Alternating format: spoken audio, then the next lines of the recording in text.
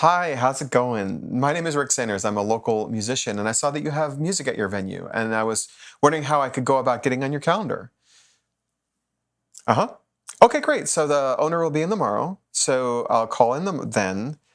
Yeah, I'm a local. I do live looping, basically one-man band kind of stuff. You have to think about like Ed Sheeran, for instance, like what he does, but in a smaller scale. Cool, awesome, great. Well, I'll call tomorrow. Thank you so much. Cheers. Let's get into it.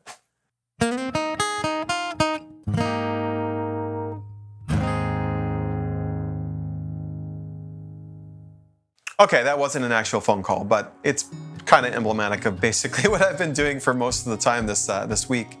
Phone calls, emails, and at the end of this video, and for the tip, I'm just going to kind of show you how I organize myself so I don't get overwhelmed by the need to do all of this work around, organizing my contacts and reaching out and communicating and such. So, part of the behind the scenes on how I am approaching this, since I'm new to this, I need to use tools that are familiar to me to solve the problem that is not that different than the ones I used to do before when I was a manager.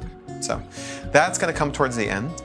This week was relatively light in terms of gigs. That's why I'm so busy looking for more of them.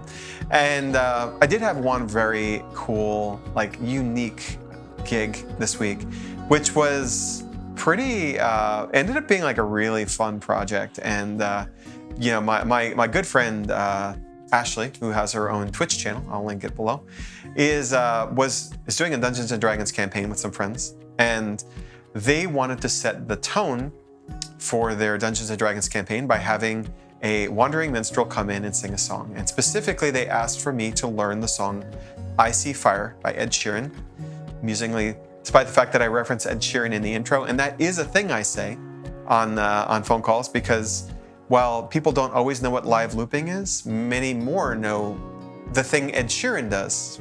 So, ambassador for our art form, I guess.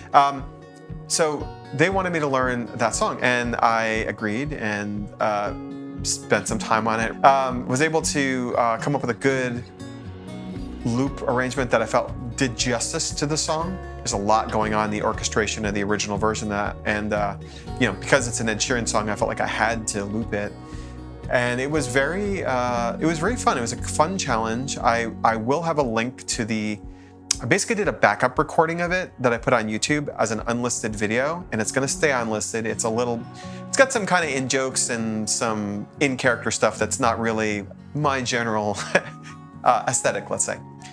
But I did want to, kind of capture that and give that link to them, just in case my internet died, because it has recently died. Apparently someone cut the cable around here by accident once. And so that was done live over Discord using OBS as a vehicle to send the audio, video to the folks who are watching. And they loved it. They were very appreciative. It was delightful, absolutely delightful. So that was cool.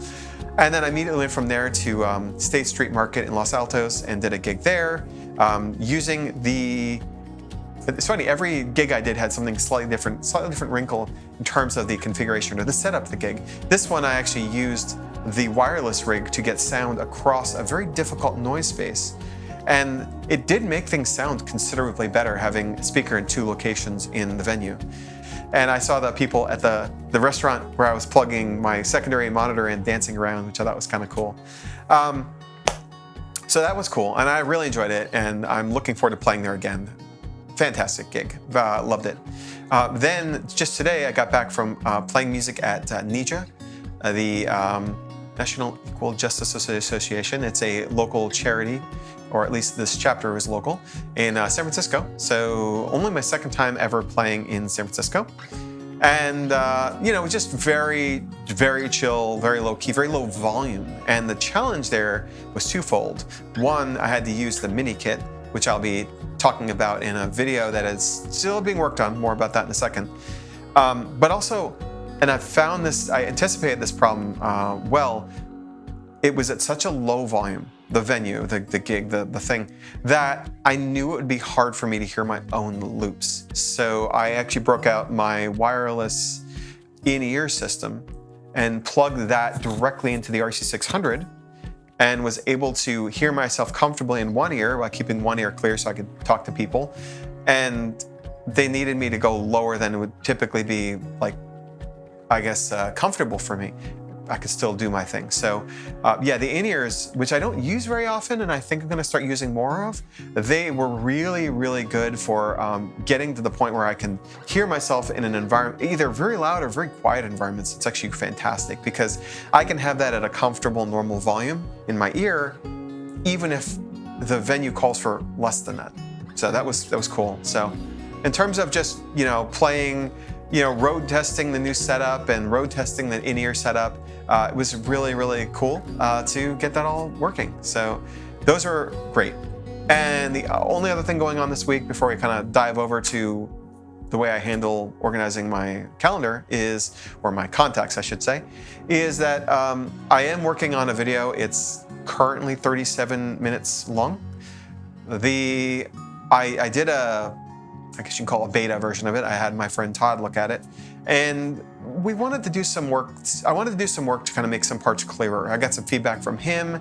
I thought about some feedback myself. I also, during the course of filming that video, realized several things about the configuration. So the video is basically me looking at the nonsense, if you will, the full setup that I use with all the pedals, and getting that scaled down to an RC600 and two external foot switches, the FS7 and the FS6. So taking all of that functionality and all those dedicated pedals and just doing what I can with the onboard effects of the the RC600, and trying to make the whole thing function so that I can, hopefully, the goal is to be able to do any song that I do in that smaller setting. And the good news is I think I've got it. I lose a couple small things, but as I tested today, it holds up really well. I need to adjust to the muscle memory, and I've been practicing with it. So I actually have a retirement community gig this coming Friday that I'm really excited to do with the mini kit because I think it's gonna sound far better than I've ever sounded before in those settings. So fingers crossed. Fingers crossed this way. I think that's gonna be a really, really good gig based on the work I've done on that. But that video specifically talks about how I solve the problem of doing more with less.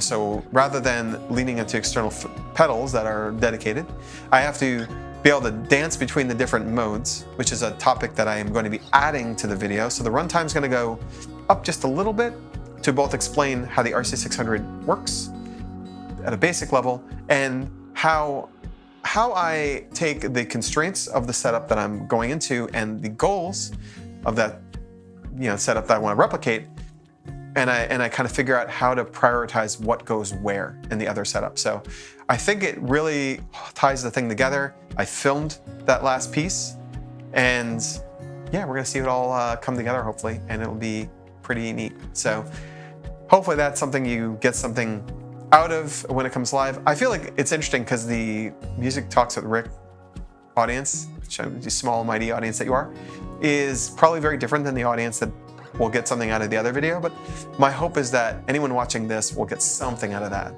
as well. So we'll see.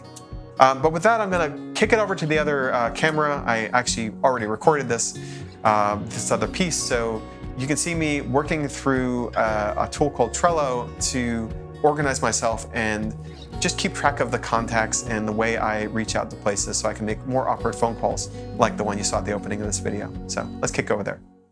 So I wanted to take a moment to go through the tool that I'm using for keeping myself organized as I handle booking myself and just managing my contacts and all of the things that go into getting gigs in the first place. This tool that you're seeing on the screen right now is called Trello. It is a tool by the company Atlassian, and it is used for general workflow. And I've actually created, you can actually create multiple different boards within Trello. Board basically is a way to organize a bunch of tasks. The tasks are represented by these little cards. The little contrast might be hard to see, but the little white cards here are considered tasks. I'm using them as contacts. And the columns, these gray boxes, are states. So you can actually change it. So like maybe instead of to call email, I can rewrite this to contact. And this is basically just for me a way of keeping track of, for each of the cards here, what state are they actually in and what's the next action. So this gives you some tools to do that. It doesn't define anything about what the workflow is. I can freely move these cards around if I want. Say I need to reach out to Muse Ackman, then I put it in the to contact column, for instance. So what does this let me do? Well, this is a tool, specifically this test board, which again, this actually has the same configuration as my public gig contacts board, which I am actively using. But this case, I wanted to not use my actual contact names and emails and such. So these are a fake from the town of Sunville, any town, USA, I guess. So basically, I've settled on 6 columns for now. I can easily add more or take them away. But the left to right, they are to contact. These are places or people that I need to reach out to. Generally, people I have not reached out to in the past. So for instance, I've got this Muse Ackman of Cafe Sunshine. I've got the city. You can actually put anything you want in here, including pictures, but I've got the city, the phone number, email address. I've been using it as putting the contact information that I need in order of kind of most preferential. So I would prefer to call Mr. Ackman.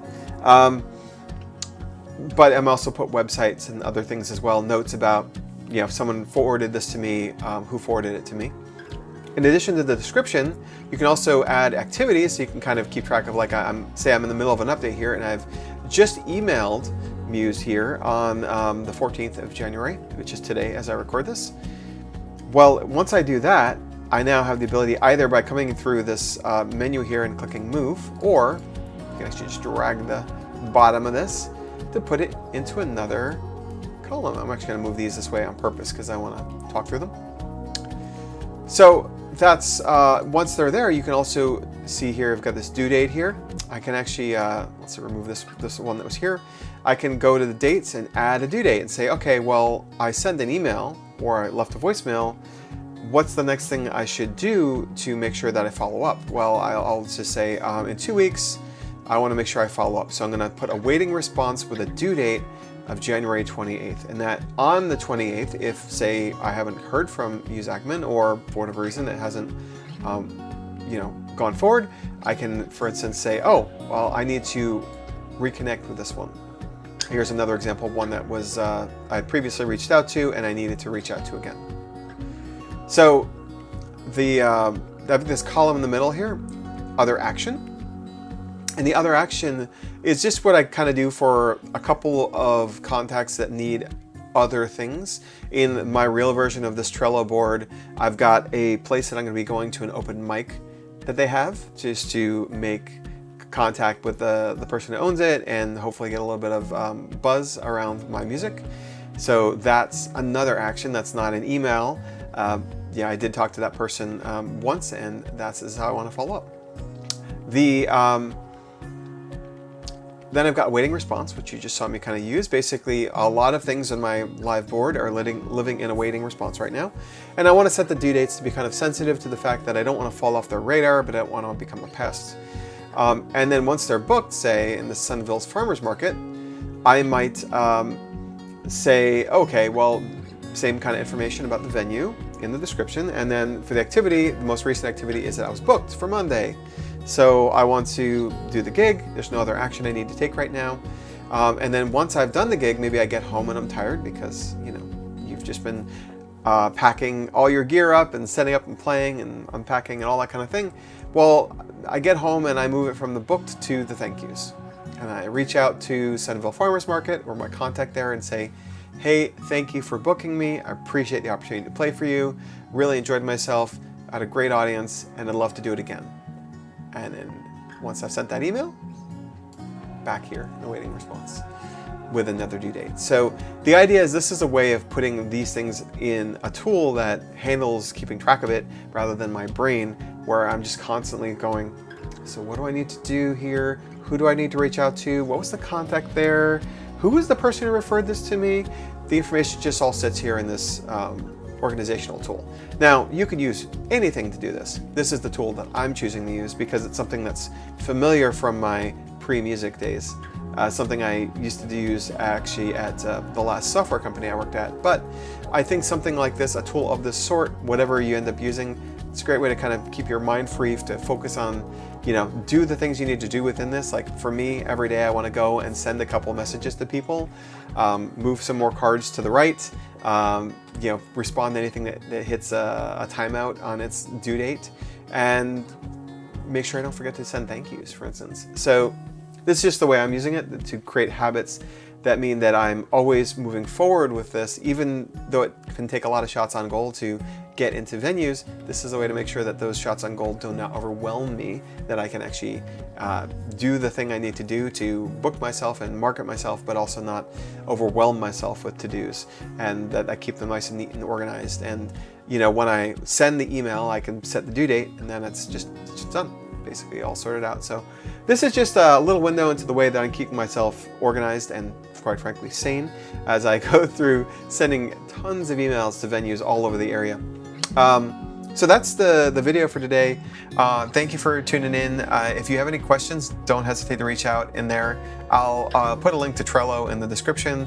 I also do have a link, as I said earlier, to a recording of the Discord-based Dungeons and Dragons stream that I did, which was kind of fun, but it requires more context, and I don't really want to make that a public video, so the unlisted video is linked below. So do enjoy, and I hope you have a great week and a great weekend, and I will see you a week from today-ish, and you have a good one. Cheers.